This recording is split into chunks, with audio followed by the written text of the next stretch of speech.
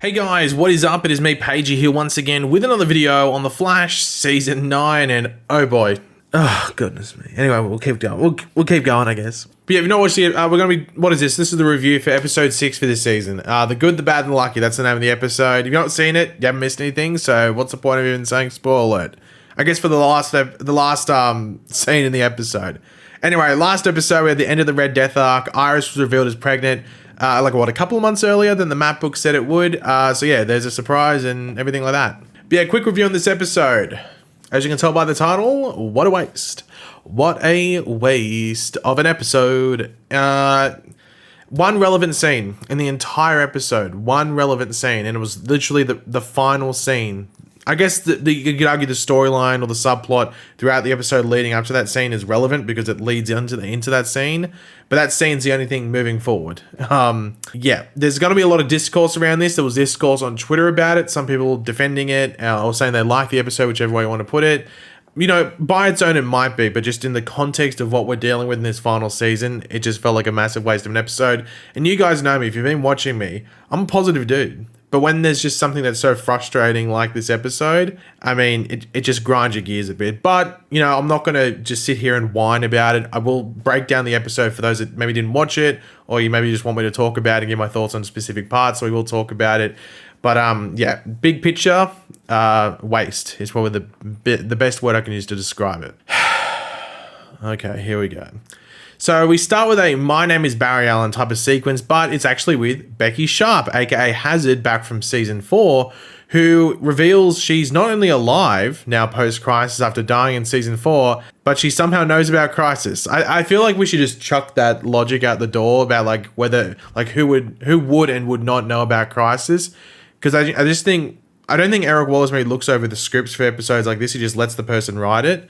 And I guess people just don't know that really only the paragons or the people that are told about Crisis or given their memories back should know about it. I think people just forget about that. So yeah, I don't know how she knows about Crisis, but she does. But as we know, back in season 4, she had these powers of luck going her way, and luck is still going her way. We see that, you know, even post-Crisis and stuff, she still has these luck-based powers.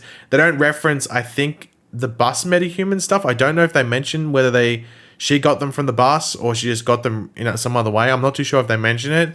If I skip some stuff in this episode, I think you can understand why, because the brain was probably operating at like a 10 to 20% capacity as it normally would, but I don't think they mentioned that, but they might have, so I don't know. But yeah, luck's still going her way, but she gets engaged and that luck cuts out. As soon as she puts on the engagement ring, bad luck starts coming her way, turns back into bad luck Becky, if you want to put it.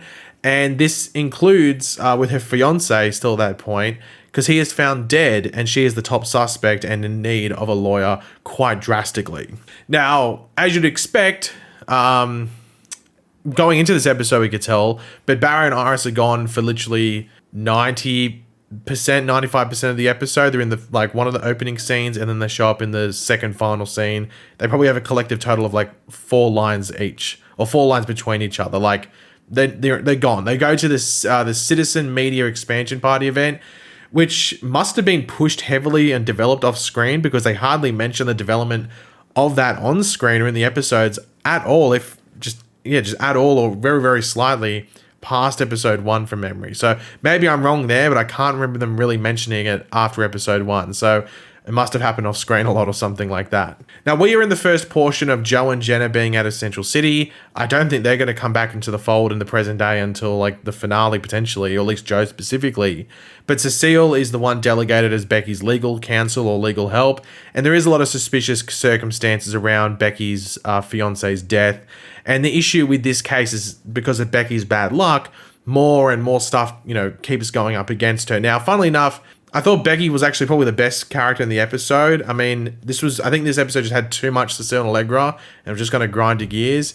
But Becky was just sort of like how she was in season 4. There was nothing really different there. So I guess maybe she was the best character, I think. Maybe, ? I don't know.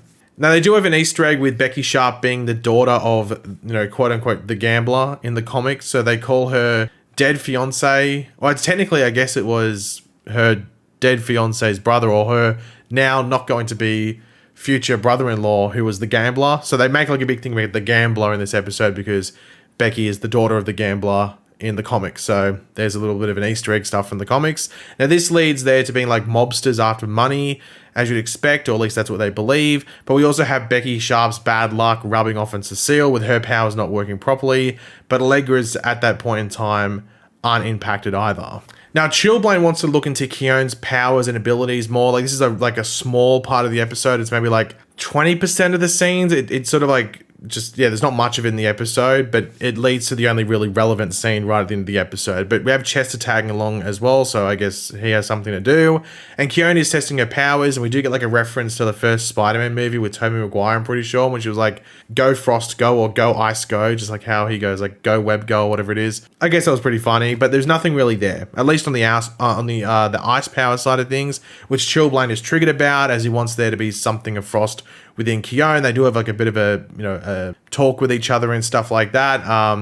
But yeah, I think Chilblain's still going to push along with like trying to make Frost into Frost and stuff like that. Oh, make Khione into Frost, because that's what he wants out of this. Now, Becky is kidnapped again by the mobsters from earlier, and we learned that her engagement ring is folded in with tech, or just something that messes up her powers and gives her bad luck again. And it's something that Goldface has been pushing throughout the city. Like, they show like a disc sort of thing, but this is like a smaller example of it. And that her now, like what I said before, like no longer future brother-in-law, whichever way to put it, is doing this in order to win against her in the casino and pay off his debts, which is like, I think it was like 100 grand or something like that in debts. It was a lot of money. Or was it 50 grand? It was a lot of money, and all of his bank accounts were overdrawn and everything like that, with Cecile and Allegra being able to get the ring off Becky and allow her good luck to fix the things that sort of went down. And that's sort of the end of that storyline. As I said, that was like the majority of the episode. That was the main focus. I did see one complaint I saw online on Twitter before I recorded this, which I say this, but I'm not going to do it. I'd have to rewatch the episode to see it. That's how I would have to see if this person's right. But I'm not rewatching this episode. I'm not touching this episode again with a 10-foot pole, let alone watching again, or like willingly clicking on it or putting in a DVD or something to watch it again. Definitely not. But they were saying that like the actress for Cecile and Allegra were just playing themselves in the episode. And maybe I don't really follow them too much on social media and stuff, so I don't know if this is exactly what they're like and stuff like that, but I saw people saying that. I don't know. I think they probably just paired them together maybe. This could be very similar to like the Iris Batwoman stuff, where apparently there was chemistry offset, so that's why they did specific scenes with them in the Red Death arc thing. So that might be similar to this. And they had an episode to do, so they just thought, oh, you can do this and have some fun with it. In my opinion, it's backfired because this was a load of hot ass and not the good type of hot ass. So like swamp ass, that's probably what this was. It wasn't very good. And the thing is, I know there's going to be people that enjoy it, but you know me, I like the story stuff, and there was no story here. There's nothing here. So it was just very frustrating to watch.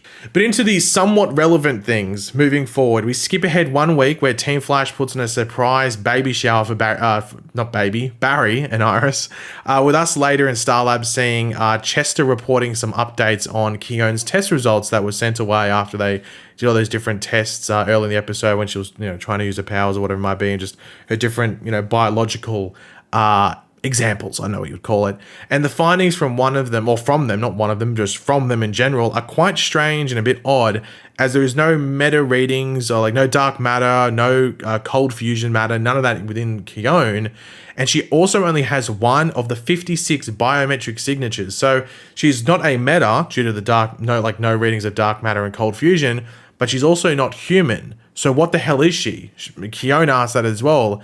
So we know going into this season, but also just, going from this point forward, that Eric Wallace said Khione is an important character. But what is she then? Like, is she meant to be like, because Khione is meant to be, is it the Greek god of snow or the Greek goddess of snow or something like that? I think that's what it is. That's where the name originates from. Someone might be able to correct me in the comment section, but it's something like that. So are they making her into like a reborn god or something like that? So she's not human, she's not metahuman, she's literally a god. Is that what they're trying to do? I know, like, when we think of DC, like it is like the whole like the god aspect of things, or the god level things with like Superman and everything like that, and Wonder Woman and all that type of stuff. But is that what they're going with her? If she's not human and she's not a metahuman? I mean, that'd be an interesting way to go about it. But then that makes you think, well, damn, she must be overpowered as hell then if that's the way they're going to go about it. So, yeah, we'll have to wait and see then. But yeah, overall, this episode, I think, you know what? I don't think it's that much of a hot take.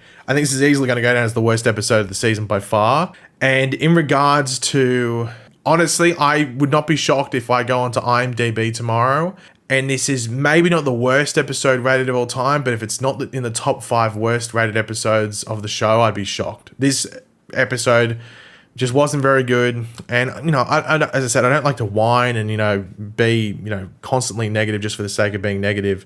But there's just nothing here. Like, I don't know if anyone's going to sit down and be like, oh, I can't wait to rewatch that. Like, you might rewatch it just to think, oh, maybe I switched off my brain for a bit there. But yeah, there's just not much here. And I'm looking forward to everything after this. Because next episode, by the way, there's no episode next week. We have a week off. So the next episode, I saw the trailer, like partly, also like half watching it. And it looked pretty decent. But it was moving pretty quick. So I wasn't able to look at it exactly. I have to wait until I do my trailer breakdown on that. But, yeah, everything after this episode looks like it's going to be pretty solid. So this was painful.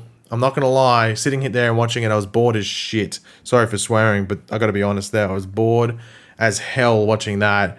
But on the bright side of things, everything from this point looks pretty decent and sounds pretty decent, you know. So fingers crossed that's the case.